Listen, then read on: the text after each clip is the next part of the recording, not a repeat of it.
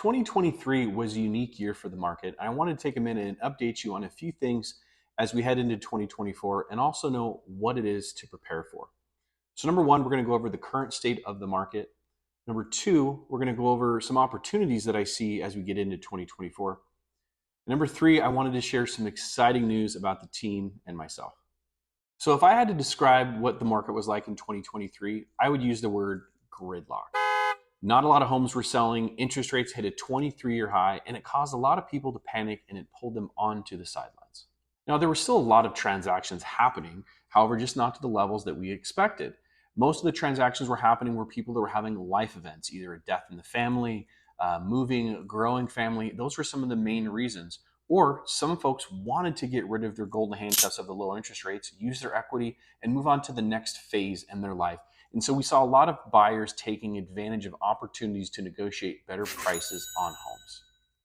Now, on the sell side, we didn't see a ton of people jumping in to sell their homes because, let's face it, they've got golden handcuffs. They locked in a really, really low rate a few years ago and haven't really wanted to sell.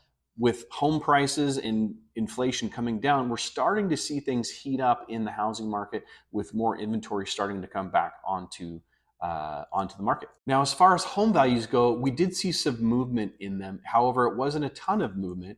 And this is going to be selective based upon the markets you're in. However, the markets that we're serving in Washington and Arizona, Snohomish, King, Pierce counties, Washington, and Maricopa and the greater Phoenix metro area, we saw appreciation in home values as much as 6%. So some strong gains for the markets that we are serving. That's what we did see for home values in 2023. Now, as we kick off 2024, we have seen some great news on the interest rate front. As we mentioned, those 23-year highs, we have seen interest rates pull back 1%, almost 2% in the current year thus far. Now, I do not expect interest rates to come crashing down in 2024. However, I do see them continuing to decrease and then leveling off as we get towards the end of 2024.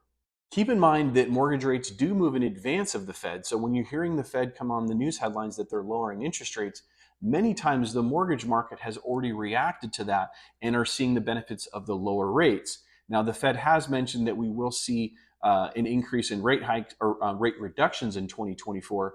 And this is why when we look at that, the direction we see interest rates going lower to flat, however, being ahead of what you're seeing in the news headlines in terms of movement. Now, as I mentioned earlier, home values are up about 6% in the markets we served and are still hovering around all-time highs. Now, this does mean for you, for those of you that are homeowners, you do have a substantial amount of equity that is likely available to you. So here's where I see the opportunity in 2024.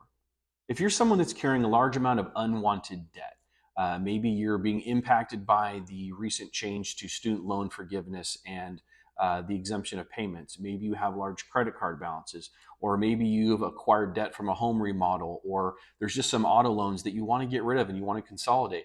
This is where I see an opportunity for you if you have that equity to tap into it in 2024. Take some advantages from these lower interest rates, blend them together to give you an overall lower monthly expense. In fact, we've actually done this for a few of our clients recently and have had some pretty amazing results.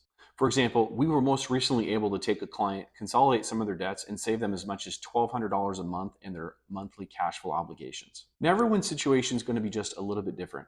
If you're curious and you really want to know, take the time, answer those few questions, and I'll be able to run some specific scenarios for you to see if it makes sense to do it today or if we should wait 6 to 12 months down the road for you. Now, if this is something that you don't need right now, however, you know somebody in your family or friend that may need this, please share this with them, as I would be happy to help anybody in our networks. And last but not least, I wanted to share some exciting news. The team and I have made the move to the Mortgage Hub. While our past company has been fantastic in supporting us the last few years, we've got a different direction that we want to go as we enter into 2024, and we've seen the market shift. And we need to be in a position that allows us, one, to bring the best programs and products to market, giving you the most competitive advantage to win in the market. And then secondly, it also helps us improve the interest rates that you get, which then increases your buying power and your ability to be sharper in the market when writing offers on homes and or refinancing. I'll be keeping you updated as we move on throughout the year. But if you have any questions at all, feel free to reach out to me anytime. For now, have a happy new year, and I look forward to speaking with you soon.